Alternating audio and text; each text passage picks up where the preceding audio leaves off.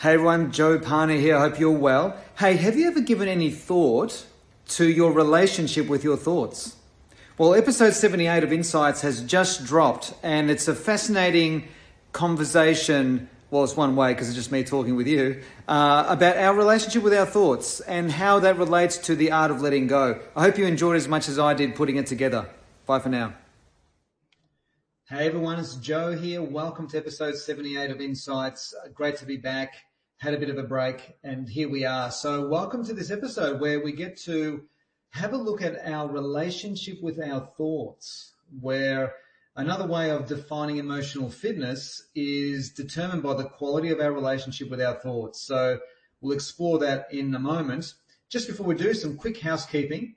For those of you who listen to my podcast, who are coaches or consultants or work in the area of HR, coming up in November 24, 25, I thought you may want to know about a free training I have for a day and a half called Free Intro to eDisc. And eDisc is a behavioral profiling instrument that I've been using in my coaching and training practice now for 12 of the last 16 years. Been phenomenal in just making massive, just contributing to people's transformations has been quite incredible. So if you're curious to know more, just go over to joepane.com.au. You can register there, and there's a little video that'll appear where I get to explain it in a little bit more detail for you in terms of what it's all about. And it's a free training in the sense that it's a standalone training. So you can walk away with some pretty profound content that you can share with the people that you love and care for. You can share this with your team. You know, if you're a coach, there's enough content in this training for you to deliver a workshop by just replicating what I've taught there. And then for those of you who want to continue the journey beyond that, you can become fully accredited as international practitioners of eDisc. And that's a full accreditation program in my world of behavioral profiling. So November 24, 25, just hop over to joepane.com.au and you'll see it's quite obviously on the screen when you hop onto the website. So what does this mean? Emotional fitness is measured by the quality of our relationship with our thoughts. Well, there's a few things here. There's a few different things going on in my mind here as I grapple to explain what I mean by this. First of all, so I'm going to need to ask you to keep a really, really open mind and a really healthy, insatiable sense of curiosity as I traverse this rather psychologically precarious area of thoughts, because I'm going to share something that maybe for some of you, your beliefs might not align to this. Maybe they will. I don't know. But what I'm going to ask you to do is to not agree with anything I'm going to say here. And I'm going to ask you to not disagree with anything I'm going to say here either. I'm just going to ask you to just sort of mentally simmer somewhere in the middle with a healthy sense of curiosity. So let's have a look at this and see what we mean. So first of all, we need to have an appreciation. And what I'm going to share with you here, these insights on thoughts, is an accumulation of so many different teachers, spiritual teachers, mystical teachers, people who have experienced genuine altered states of consciousness in natural ways, in non-natural ways, people who have been studied in near-death experience research. As many of you know, I'm a big fan of near-death experience research. It really helps me with my perspective on life. And one of the go-to people to go to for that is Dr. Raymond Moody, that's M-O-O-D-Y, who wrote a book called Life After Life way back in the 70s. And that book, though, has been updated many times over the last 4 decades. And in there is some fascinating information about the themes and patterns of what people demonstrate, or more specifically, or more accurately said, what they experience when they've actually experienced death on the other side, just briefly. So in other words, these are cases where the person has been literally brain dead and their heart has stopped for 10, 15, 20 minutes and come back with a conscious memory of what it was like experiencing consciousness beyond the body. And they come back with some fascinating insights. So what I'm going to share with you about thoughts comes from that world, comes from the mystic world, comes from the world of spiritual teachings, people like Ram Dass, Neil Donald Walsh, Maharaj, like a whole host of different phenomenal teachers in this space. So the first thing that we should look at in terms of our relationship with our thoughts, if I could frame it like this for you, is that I also share with my clients that emotional fitness is also the art of letting go. Now, what's letting go got to do with our relationship with our thoughts? A lot. Because now we can look at letting go in a couple of different ways.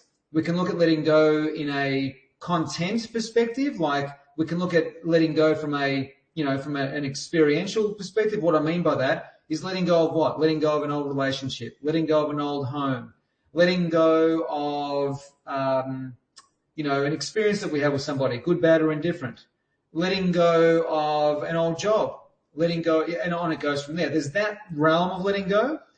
The other realm of letting go, which I believe is more powerful and more profound, is the letting go of thoughts, because all of those narratives around letting go of that relationship, letting go of that old job, or letting go of that old house, or whatever it might be, at the end of the day, the experience of that job or that relationship or that house is simply a stream of thoughts, and our interpretation of what those thoughts actually mean in the context of that job or that relationship or whatever the example might be.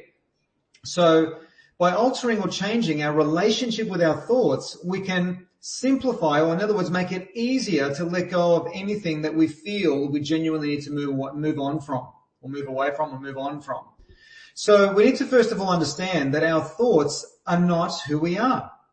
That our thoughts, we should not be defined or identifying with our thoughts. It's really easy to be defined by our thoughts. It's really easy to be identifying with our thoughts because we feel like they're our thoughts. But in actual fact, they're not. They're merely streams of consciousness. And there are multiple streams of consciousness happening at the same time. Think of it this way, right?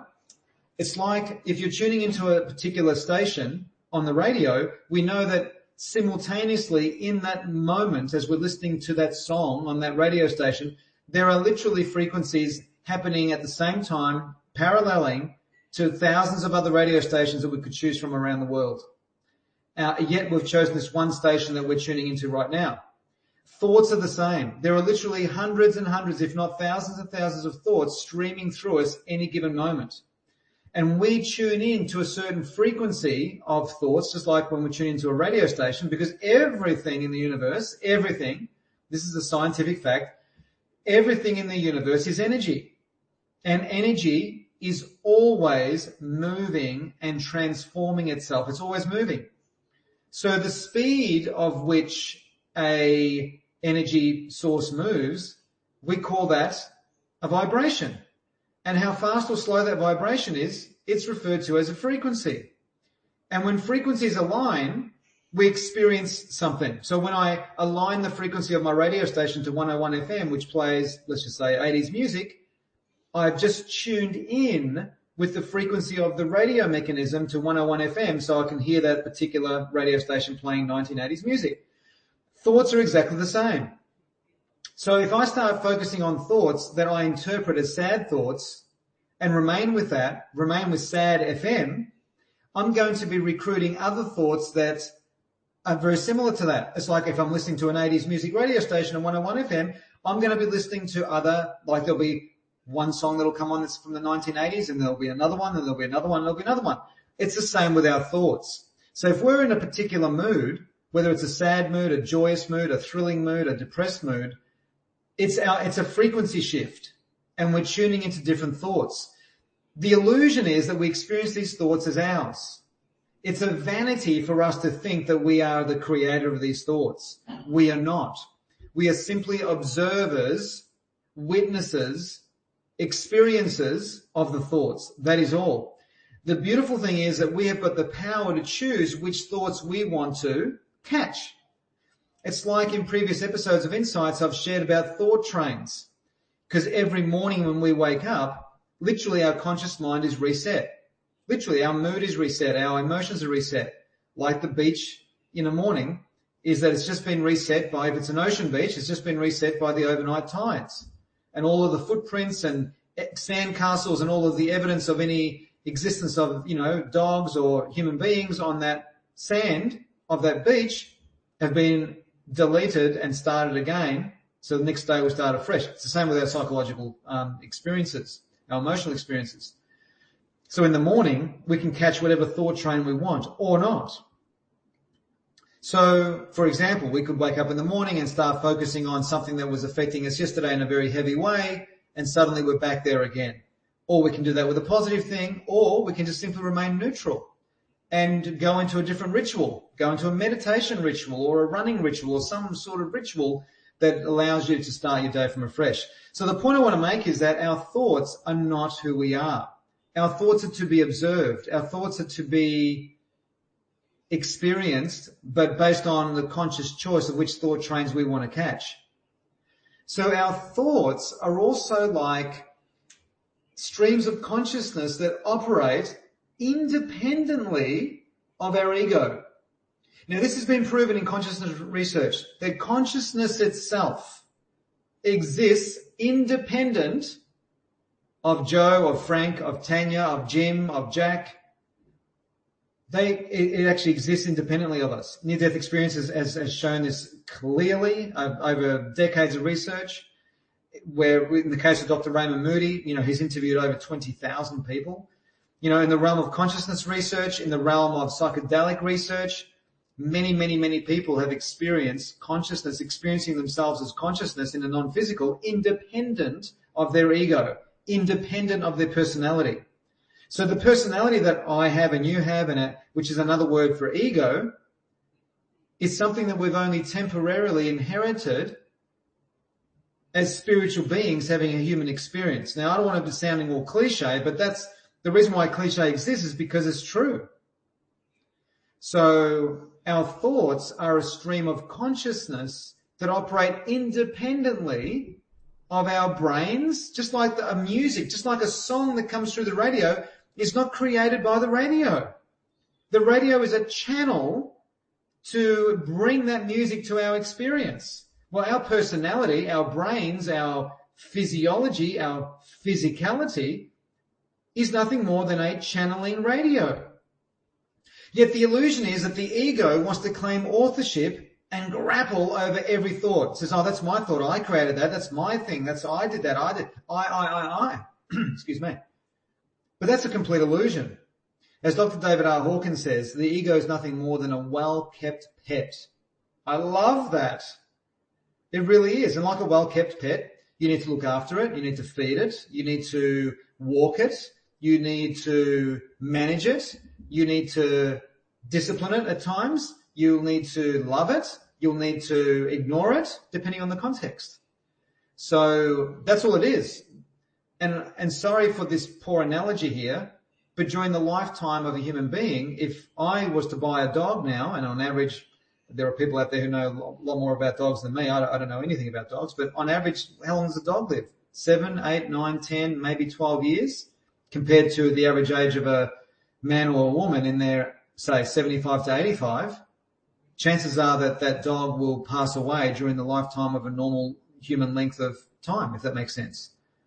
The ego is the same, but the ego stays with us until our body stops breathing, until we leave this body. So what's this got to do with our relationship with thoughts? It's everything, because the ego, as I just said a moment ago, likes to claim authorship. It likes to say, I created that thought. That's my thought. I own that. That's me. It's who I am. And if those thoughts are really weird, obtuse, crazy thoughts, it can make us get confused. It can contribute to our confusion of who we think we are. When thoughts are nothing more than frequencies of consciousness that are going through us, and we can choose which stream of frequency or stream of consciousness we want to ride. Just like we can choose which kind of radio station we want to tune into, whether it's talkback radio, classical music, 80s music, latest music, whatever it is. This is really important. This is probably the most powerful analogy and most accurate analogy I can think of to share with you in terms of what I'm trying to get across to you here about thoughts. So our thoughts are to be observed. And so if you have a thought that makes you feel uncomfortable, it's not because the thought makes you feel uncomfortable. It's because your interpretation of that thought makes you feel uncomfortable. And you don't have to remain focused on it. You don't have to keep listening to the same radio station. A thought is also known as a wavelength of frequency. Now, this is really important as well, because another analogous way of looking at thoughts is by going to the beach and observing the waves. Now, you can choose which wave to body surf, boogie board, or surf. You can choose any wave, but that wave has a beginning, a crescendo, a peak, and then it just whittles away into nothingness into the beach. Thoughts are exactly the same. They have a wavelength. Now, what can sometimes keep a thought alive for a little bit longer than its natural existence is our ego, wanting to catch similar waves, to catch similar thoughts, to remain addicted to similar dramatic thoughts about a certain issue. We can switch stations in a heartbeat. You and I could be sitting here in our chairs or in our couch listening to this Insights podcast, and something could happen where just outside in the street, maybe there's a car accident that happens. And whatever mood that we were in sitting on the couch listening to this can change instantly because of the attention of that car accident out in the street. Does that make sense? So in other words, it's like, when you receive a text message that is uplifting or downlifting, a phone call from someone who you adore or a phone call from someone who you don't adore so much. Do you get what I'm saying? So these thoughts are fleeting. They are waves. They don't stay around all the time. And just like the beach, all the previous thoughts or previous waves from the previous day disappear.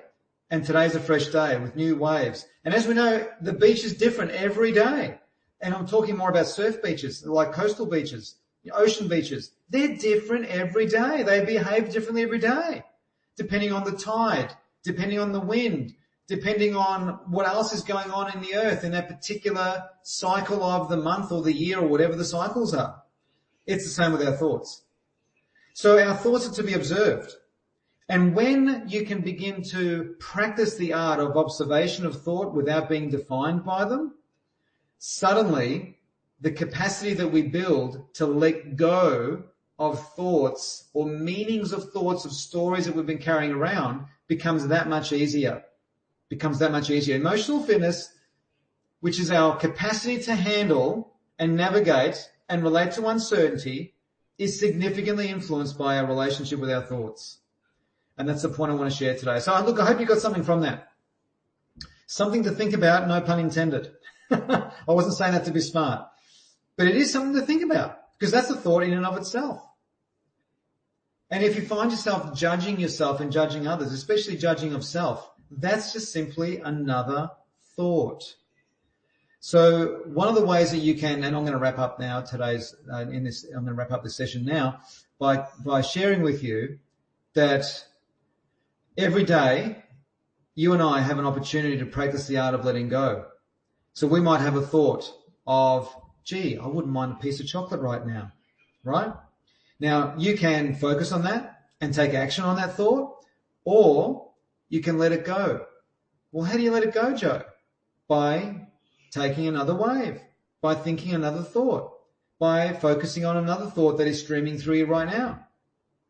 Does that make sense? So, for example, one of the ways that I manage chocolate sometimes, if chocolate FM comes up in my psyche, sometimes I will follow through and go and have some chocolate. Other times I decide I won't have any chocolate. And the way that I do that is I just simply either focus on something else or I focus on how I will feel by having that chocolate afterwards, which is not particularly good for me. So however you want to broach this, nothing changes the fact that thoughts are simply streams of consciousness that are streaming through the radio of our brain, and we choose which station we want to tune into. So I hope that helps. Thanks for listening. And as I was saying earlier, if you're curious about behavioral profiling, on November 24, 25, I have it's on Zoom at 24-25. It's a day and a half, a free training introducing you to the world of EDISC, which is behavioral profiling, energetic profiling. It's a phenomenal framework. If you want to know more about it, just go to joepane.com.au. You can register for free. And then a video will pop up that goes for about 3 or 4 minutes of me explaining what it all is. And if you're working in HR, or if you're a consultant or a coach or a trainer of some kind where you're doing work around the realm of human behavior, then this is a framework you may consider coming along and learning. And of course, being a free training, it goes for a day and a half. It's very deep. It's a standalone training, and that means, of course, that you'll get value regardless of what you do beyond that training. And as I said before, for those of you who want to continue all the way down the rabbit hole of behavioral profiling, you'll be able to become an internationally accredited consultant and practitioner of the instrument itself, should that be something that suits your business or your professional development. All right. So thanks for tuning in today, episode 78. And I look forward to reconnecting with you in the next couple of weeks for the next episode. Thanks, everyone. Bye for now.